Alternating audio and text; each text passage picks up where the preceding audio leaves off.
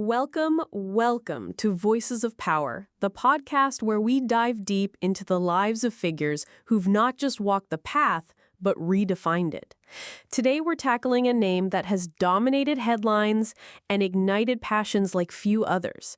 You know him, you might love him, let's just say you have strong opinions. That's right, Sarah. We're talking about Donald J. Trump.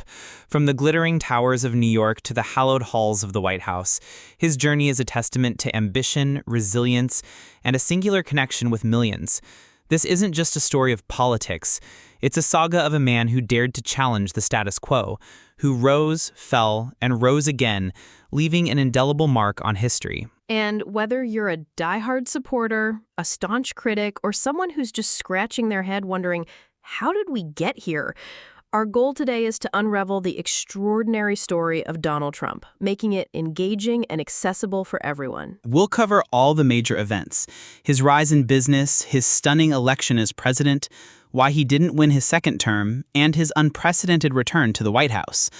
We'll touch on his key policies and, crucially, explore why he inspires such powerful love and equally powerful opposition. Get ready to dive deep into the extraordinary, often unbelievable life of Donald Trump. Let's start at the very beginning. So, Sarah, when you think of Donald Trump before his political career, what's the first image that comes to mind? Oh, definitely the towers, and then probably "You're fired" from The Apprentice. He was this larger-than-life figure, even before politics, wasn't he? Absolutely. Donald John Trump was born in Queens, New York, on June 14th, 1946. His father, Fred Trump, was already a successful real estate developer, building properties in Queens and Brooklyn.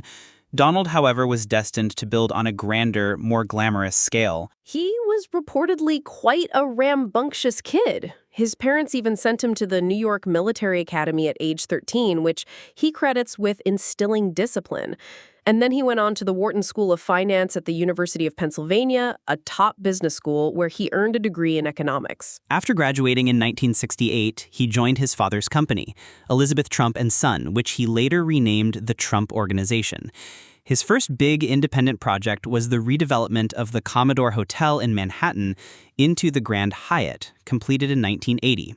This really put him on the map. From there, he became a household name. Iconic projects like Trump Tower on Fifth Avenue, completed in 1983, became symbols of luxury and aspiration.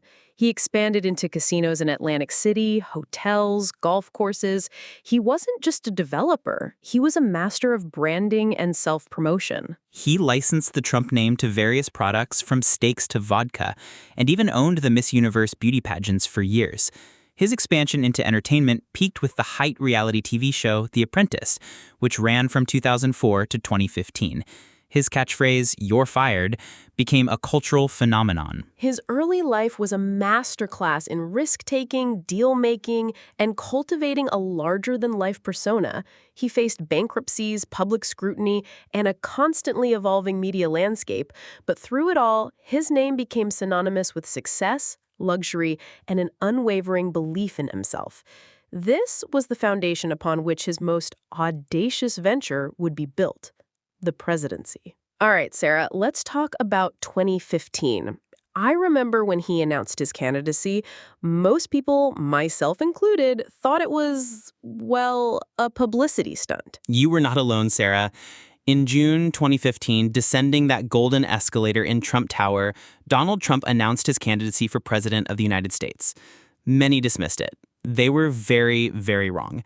His campaign wasn't typical. It was a phenomenon. He spoke directly to the American people, bypassing traditional media, using massive rallies and social media to connect.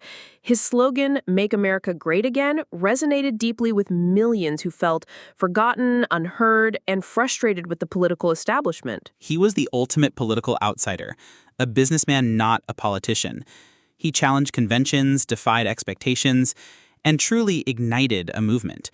He defeated a crowded field of experienced Republican rivals, shocking the political world. Then, in November 2016, against all predictions and major polls, Donald J. Trump won the presidency, defeating Hillary Clinton in a truly historic upset. He captured the Electoral College, campaigning on promises of bringing back jobs, securing the border, and putting America first.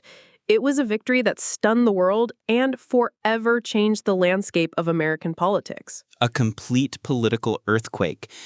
And then came the presidency itself. So, Sarah, what do you think was the defining characteristic of his first term as president? Disruption, without a doubt. He came in with a wrecking ball to the status quo. On January 20th, 2017, Donald Trump was inaugurated, and his presidency was immediately marked by a relentless pursuit of his America First agenda. Let's break down some of those key policies. On the economy, he signed the Tax Cuts and Jobs Act of 2017, which significantly lowered corporate and individual income taxes, aimed at stimulating economic growth. He also pursued aggressive deregulation across various sectors. On trade, he initiated major shifts. He renegotiated NAFTA, replacing it with USMCA, and imposed tariffs on goods from countries like China, arguing for fairer trade practices and protecting American industries. This led to a significant trade war with China. A cornerstone of his platform was border security. He pursued the construction of a wall on the U.S.-Mexico border and implemented stricter immigration enforcement policies, including the controversial zero-tolerance policy that led to family separations at the border. His impact on the judiciary was immense. Trump appointed a record number of conservative judges to federal courts, including 3 Supreme Court justices, Neil Gorsuch, Brett Kavanaugh, and Amy Coney Barrett, shifting the federal judiciary to the right for decades. In foreign policy, he pulled the U.S. out of the Paris Climate Accord and the Iran nuclear deal. He pursued direct diplomacy, including historic summits with North Korean leader Kim Jong-un, and brokered groundbreaking normalization agreements between Israel and several Arab nations, known as the Abraham Accords. His first term was also defined by intense political polarization and numerous controversies. He faced a special counsel investigation into alleged Russian interference in the 2016 election, which concluded there was no conspiracy or coordination with Russia. He was also impeached twice by the House of Representatives, once in late 2019 for alleged abuse of power related to Ukraine, and later in early 2021 for incitement of insurrection following the January 6th Capitol events. Both times he was acquitted by the Senate. The final year of his first term was largely consumed by the COVID-19 pandemic, a global crisis that presented unprecedented challenges. His administration's handling of the pandemic, from public health guidance to economic response, became a major point of contention and a defining issue as the 2020 election approached. So 2020, what a year that was. Trump faced Joe Biden, and the COVID-19 pandemic, its economic fallout, and the national reckoning on racial injustice significantly shaped the political landscape. And he lost that bid for re-election. A narrow defeat in the Electoral College, though he still garnered a massive number of popular votes, the second highest in U.S. history at the time. His claims of widespread voter fraud, which were not substantiated in court, led to significant political unrest, culminating in the January 6, 2021 events at the Capitol, a moment that shocked the nation and the world. Many believe this was the definitive end of his political career, but Donald Trump is not one to concede easily. He absolutely is not. He remained a dominant force in the Republican Party, continuing to hold rallies and voice his opinions through his new social media platform. He meticulously rebuilt his political machine, tapping into the enduring loyalty of his base. And then, defying expectations once again, he announced his candidacy for the 2024 presidential election. He faced a new set of challenges, including ongoing legal battles, but his unique brand of populism, his direct communication style, and his unwavering base proved formidable. In a stunning political comeback, Donald J. Trump won the 2024 election against Kamala Harris, becoming only the second president in U.S. history to serve 2 non-consecutive terms, following Grover Cleveland.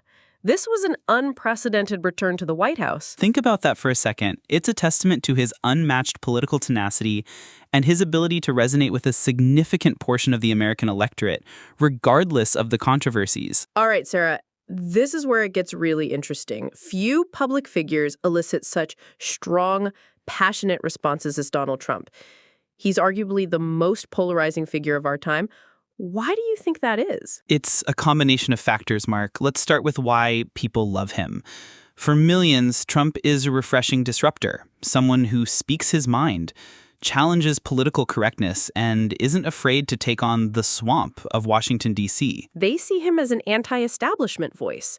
His supporters often credit him with a strong economy during his first term, believing his policies brought jobs back and fostered prosperity. His AMRI voix and our patriotism, focusing on American sovereignty and strength, deeply resonates with those who feel traditional leaders prioritize global interests over domestic ones.